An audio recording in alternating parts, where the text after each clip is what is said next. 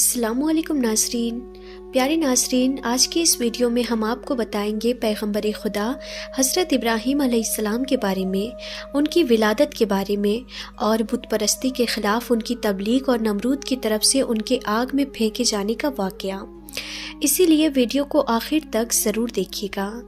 नाज़रीन, नमरूद मुल्क बाबुल का बादशाह था और बाबुल का मौजूदा नाम इराक है। नमरूद एक इंतहाई मगरूर घमंडी शख्स था। जब उसकी हुकूमत में उसका रोबो दबदबा बढ़ने लगा तो वो लोगों से कहना शुरू कर दिया कि मेरी पूजा करो, क्योंकि लोग पहले ही गैरुल्लाह और लकड़ी के बने हुए बुतों की पूजा किया करते थे। लिहाजा वो उसे आसानी से खुदा मानने के लिए राजी हो गए। लोगों को इस गुमराही और जलालत की ज़िंदगी बसर करते हुए एक अरसा गुजर चुका था और वो अल्लाह को बिल्कुल भुला चुके थे। परवरदिगार आलम ने इस कौम की रहनुमाई और हिदायत के लिए अपना नुमाइंदा भेजने का इरादा फरमाया। नमरूद के दरबार में नजूमी भी थे। एक नजूमी नमरूद के दरबार में बड़ा ऊंचा मकाम व मंजिलत रखता था और वो नमरूद के बहुत ही करीब था। एक रोज़ उसने नमरूद से कहा कि जान की अमान पाऊँ तो एक बात अर्ज़ करूँ। नमरूद ने कहा, अर्ज़ करो। नजूमी ने बताया कि आपकी सल्तनत में एक बच्चा पैदा होने वाला है और वो बुत परस्ती को ख़त्म कर देगा और लोगों को अपने दीन की जानिब बुलाएगा और आपकी हुकूमत को भी ख़त्म कर देगा। ये सुनकर नमरूद ने अपने दरबार के दूसरे नजूमियों की तरफ देखा। सब नजूमियों ने पहले नजूमी की तरफदारी की कि ये सच कह रहा है। नमरूद ये सुनकर दिल ही दिल में घबराया और फिर गुस्से में आकर हुक्म दे दिया कि औरतों और मर्दों को एक दूसरे से अलग कर दिया जाए ताकि कोई बच्चा वजूद में ना आने पाए, और हुक्म दिया कि जो अभी बच्चा पैदा हो उसे कत्ल कर दिया जाए। नमरूद के मुंह से इस हुक्म का निकलना था कि बाबुल में पैदा होने वाले 1 लाख से ज़्यादा बच्चे कत्ल करवा दिए गए। नादान नमरूद ये समझता था कि इन हीलों से वो अल्लाह ताला के इरादे के आगे रुकावट पैदा कर सकेगा। उसी मुल्क बाबुल में एक खातून थी जिसका नाम लूना बताया है। लूना उस वक्त हामिला थी, लेकिन उनके हमल के आसार को अल्लाह ने छुपा दिया। जब उस बच्चे की पैदाइश का वक्त आया तो वो नमरूद के नौकरों के खौफ के मारे शहर से बाहर चली गई और वहाँ पहाड़ों के अंदर एक गार में पनाह ले ली। उन्होंने बच्चे को उसी गार में जन्म दिया और बच्चे को लिटाकर खुदा से दुआ की कि ऐ खुदा, मैं अपने जिगर के टुकड़े को इस गार में लिटाकर जा रही हूँ।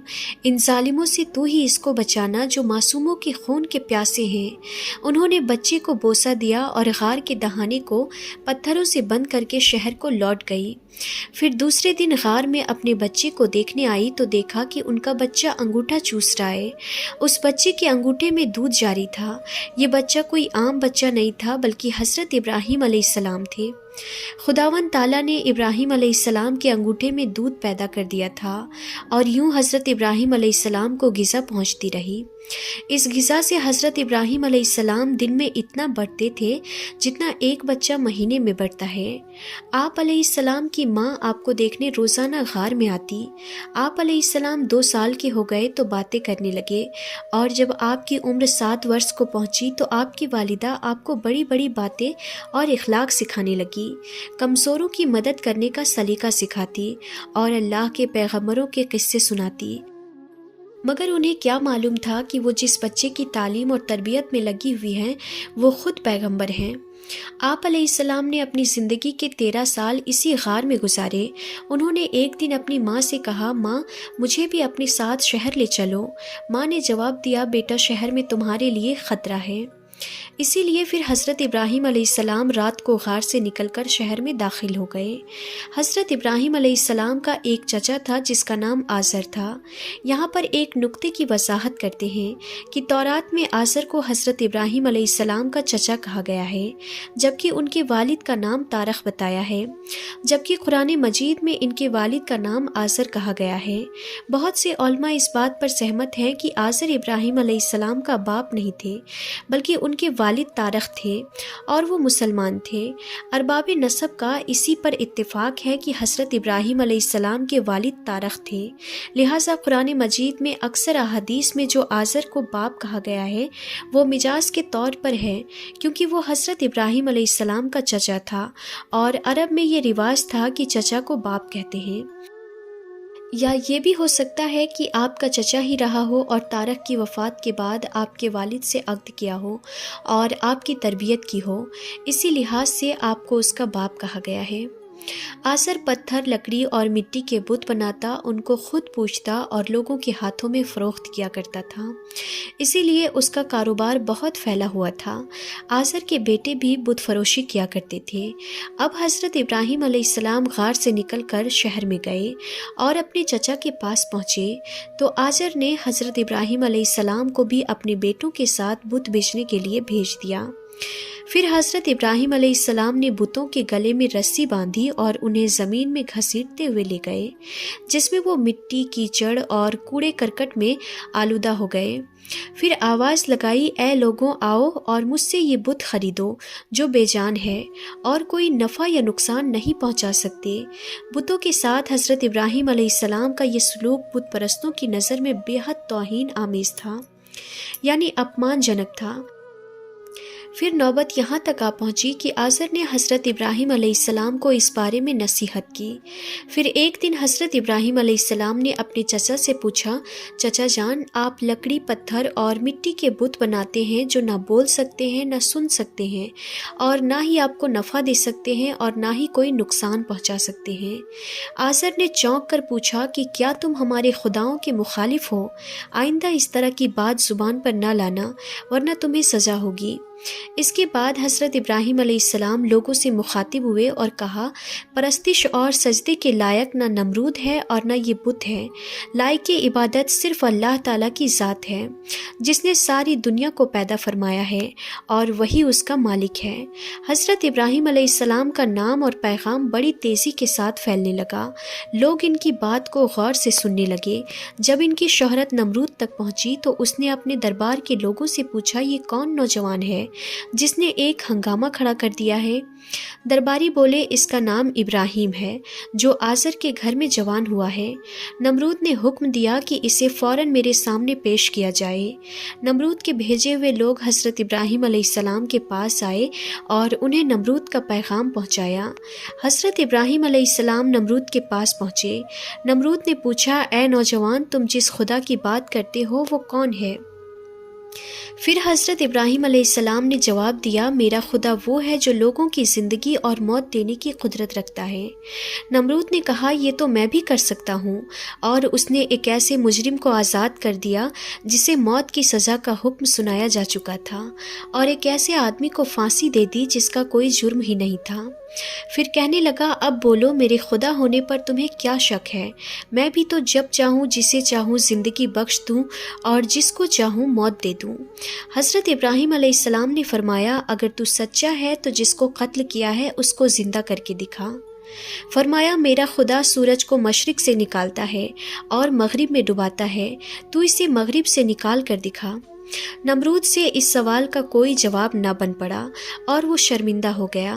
اس پر حضرت ابراہیم علیہ السلام کی والدہ نے نمرود سے کہا، بادشاہ سلامت، مجھے اجازت دیجیے میں ابراہیم کو اپنے ساتھ لے جاؤں کیونکہ یہ ابھی ناسمجھ ہے۔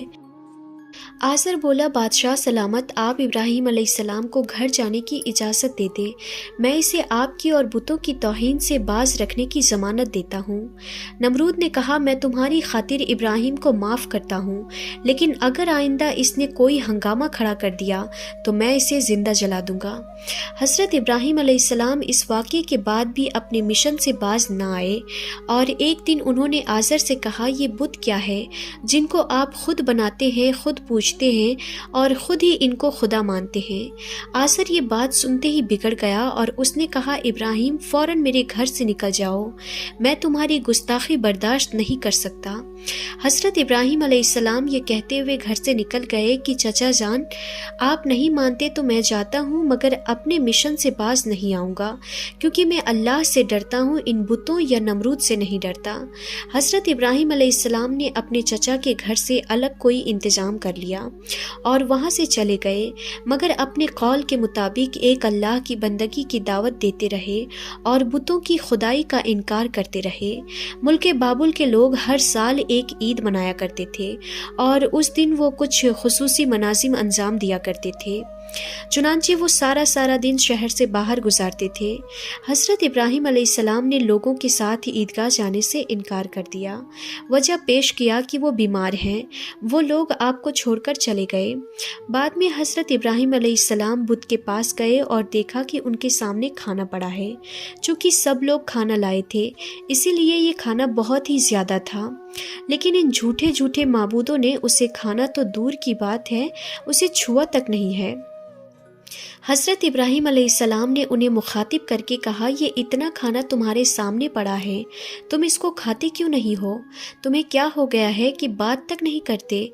फिर पूरी क़ुव्वत से दाएं हाथ से कुल्हाड़ी मार कर उनके टुकड़े टुकड़े कर दिए, लेकिन बड़े बुत को छोड़ दिया ताकि सब उसी की तरफ रुजू करें, और तमाम छोटे बुतों को तोड़कर कुल्हाड़ी उस बड़े बुत के कंधे पर रख दिया।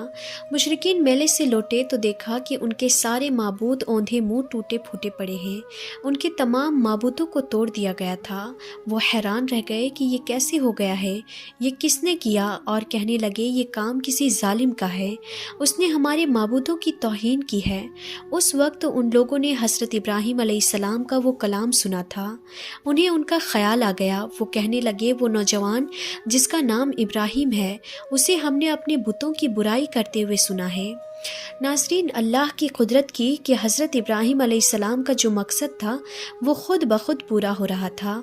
कौम के लोग मशवरा कर रहे थे कि सबको जमा करो और उसे बुलाओ और फिर उसे सज़ा दो। चुनांचे तमाम अहले बातिल छोटे बड़े सब जमा हो गए। कार्रवाई शुरू हो गई। कहने लगे, इब्राहीम, हमारे माबूदों के साथ ये हरकत तुमने की है। हज़रत इब्राहीम अलैहिस्सलाम ने जवाब दिया, ये काम तो इस बड़े बुत का है, मुझसे क्यों पूछते हो? तुम अपने माबूदों से क्यों नहीं पूछते कि उनके टुकड़े किसने किए? हज़रत इब्राहीम अलैहिस्सलाम का जवाब सुनकर वो सब सोच में पड़ गए। फिर कहने लगे कि हमने बड़ी गलती की, अपने माबूदों के पास किसी को हिफाजत के लिए नहीं छोड़ा। इस कदर सब साफ साफ देखने और महसूस करने के बावजूद भी वो जालिम ईमान ना लाए, बल्कि शैतान ने उनके दिलों में वसवसा डाला और उन्होंने गौर व फिक्र करके कहा कि ए इब्राहीम, क्या तुम्हें इल्म नहीं कि ये तो बेजुबान है, बोल भी नहीं सकते? अब हज़रत इब्राहीम अलैहिस्सलाम ने फरमाया, तब फिर तुम अल्लाह के सिवा इस चीज़ की इबादत करते हो जो तुम्हें नफ़ा ना दे सके और ना नुकसान पहुंचा सके। ताज्जुब है तुम पर भी और इन पर भी जिन्हें तुम अल्लाह के सिवा पुकारते हो। क्या तुम में बिल्कुल अक्ल नहीं? इस तरह हज़रत इब्राहीम अलैहिस्सलाम ने उन पर हकीकत खूब अच्छी तरह वाज़े कर दी। फिर उनसे फरमाया, तुम इनकी पूजा करते हो जिनको तुम खुद बनाते हो, यानी इनका हाल तो ये है कि तुमने खुद इनको हाथों से तराशा और इनकी इबादत करने लगे, जबकि तुम्हें और तुम्हारी बनाई हुई चीज़ों को अल्लाह ही ने पैदा फरमाया है। लोगों ने हज़रत इब्राहीम अलैहिस्सलाम की बातें बड़ी गौर से सुनी। फिर सोचने लगे कि ये नौजवान सच कहता है। सचमुच मिट्टी, लकड़ी और पत्थर की ये मूर्तियों में क्या ताकत है। लेकिन एक आदमी के दिल में आप अलैहिस्सलाम की बातों का उल्टा असर हुआ और वो बोला, तुम्हारी बातों से पता चलता है कि हमारे खुदाओं का सत्यानाश तुम ही ने किया है, और अगर तुम्हें छोड़ दिया जाए तो आज तुमने हमारे बुतों को तोड़ा है, कल तुम हमारा पूरा बुत खाना ही गिरा दोगे। इसीलिए तुम जैसे इंसान को जिंदा नहीं छोड़ा जा सकता। जो लोग उस वक्त मौजूद थे वो उस शख्स की बातों को गौर से सुन रहे थे। ये शख्स नमरूद का भेजा हुआ जज था। लोग खड़े इस बात का इंतज़ार कर रहे थे कि देखें नौजवान के लिए क्या सज़ा तजवीज़ की जाती है। इस सज़ा को सुनने के लिए उन्हें ज़्यादा इंतज़ार ना करना पड़े।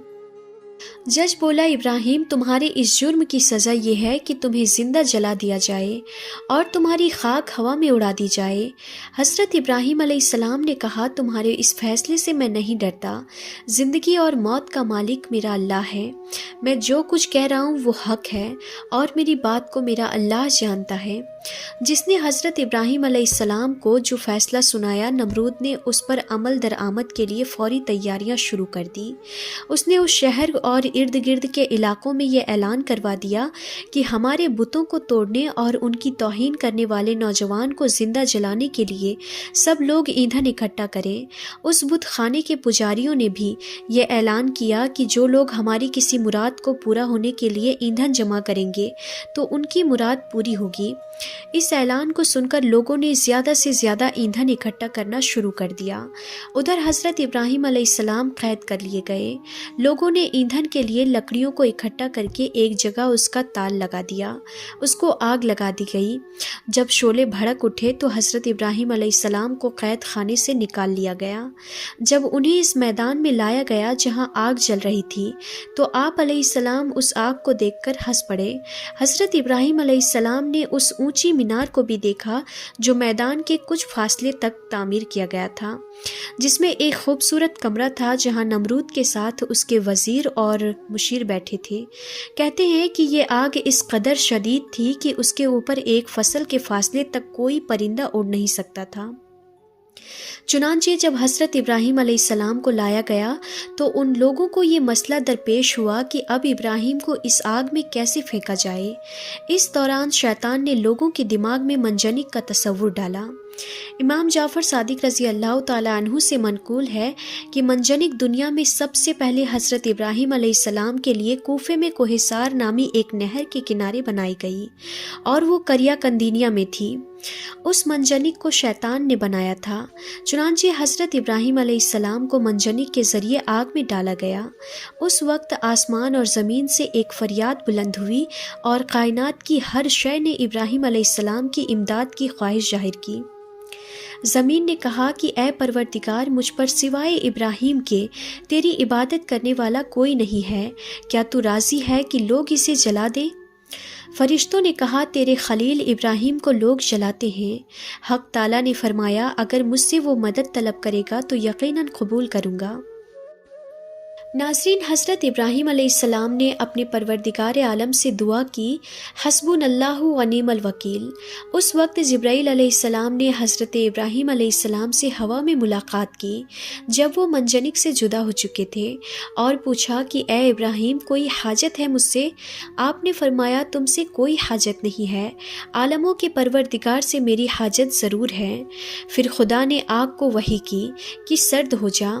इसके साथ ही आग सर्द हो गई और वहाँ हज़रत जिब्रील अलैहिस्सलाम आए और आपके साथ बैठकर गुफ्तगू में मशगूल हुए। उनके चारों तरफ गुलो लाला पैदा हो गए। कहते हैं कि जब आग जल रही थी तो छिपकली आग को फूंक मार रही थी और मेंढक उस पर पानी लाकर डालता था ताकि उसको बुझा दे।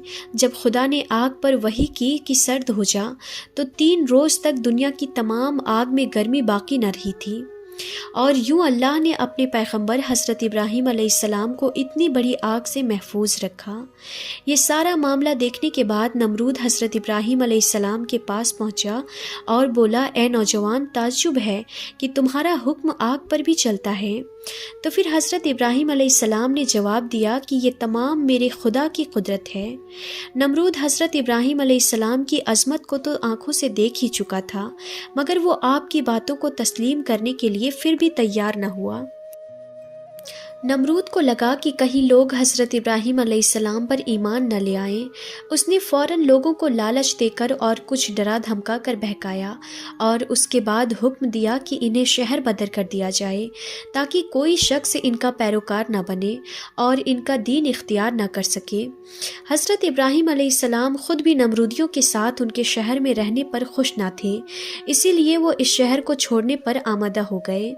चुनांचे उन्होंने अपनी बकरियां इकट्ठा की और उन्हें अपने साथ लेकर रवाना हो गए।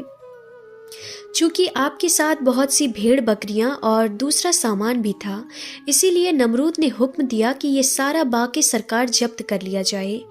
हज़रत इब्राहीम अलैहिस्सलाम ने कहा कि अगर तुम मेरी भेड़ बकरियों और मालो मुद्दा लेना चाहते हो तो मैंने इस सरजमीन में अपनी जितनी उम्र सर्फ करके ये भेड़ बकरियां जमा की है, तुम मेरी वो उम्र लौटा दो और मेरा माल जब्त कर लो। जब बात बढ़ गई तो ये मुकदमा नमरूद के एक मुंसिब के पास पहुंचा। उसने फरीकैन के बयानात सुनने के बाद फ़ैसला हज़रत इब्राहीम अलैहिस्सलाम के हक़ में दे दिया। तब आप अपनी बीवी सारा और भतीजे लूत के हमरा बाबुल छोड़कर चल दिए। اکثر مورخین اور بعض مفسرین نے ذکر کیا ہے کہ آگ سے نجات کے بعد حضرت ابراہیم علیہ السلام نے نمرود کو دین کی دعوت دی، مگر اس نے کہا کہ میں تمہارے خدا سے جنگ کروں گا، اور ایک دن مقرر کیا۔ اس روز نمرود بے شمار لشکر لے کر میدان میں آیا اور حضرت ابراہیم علیہ السلام تنہا اس کے مقابلے میں کھڑے ہوئے، یہاں تک کہ حق تعالیٰ نے اتنے مچھروں کو بھیجا جس سے فضا تاریک ہو گئی، اور وہ لشکر والوں پر حملہ ور ہوئے اور ان کے سر اور ناک میں لپٹ گئے، یہاں تک کہ سب کے سب بھاگ کھڑے ہوئے۔ نمرود بھی ذلیل اور رسوا ہو کر واپس آیا، لیکن پھر بھی ایمان نہ لایا۔ تو خدا نے ایک کمزور مچھر کو حکم دیا کہ اس کے دماغ میں گھس جائے، اور وہ اس کے دماغ میں جا کر اس کا مغز کھانے لگا۔ وہ اس قدر بے چین ہوا کہ چند آدمیوں کو مقرر کیا ایک گزر لے کر اس کے سر پر مارے کہ شاید اس سے اس کی اضطراب میں کوئی تسکین ہی آ جائے۔ اسی حالت میں وہ 40 سال گزارے، پھر بھی وہ ایمان نہ لایا، بالآخر اسی حالت میں وہ مر گیا۔ تو ناظرین، آج کی اس ویڈیو میں بس اتنا ہی۔ انشاءاللہ پھر ملتے ہیں ایسے انفارمیٹیو ویڈیوز کے ساتھ، تب تک کے لیے خدا حافظ۔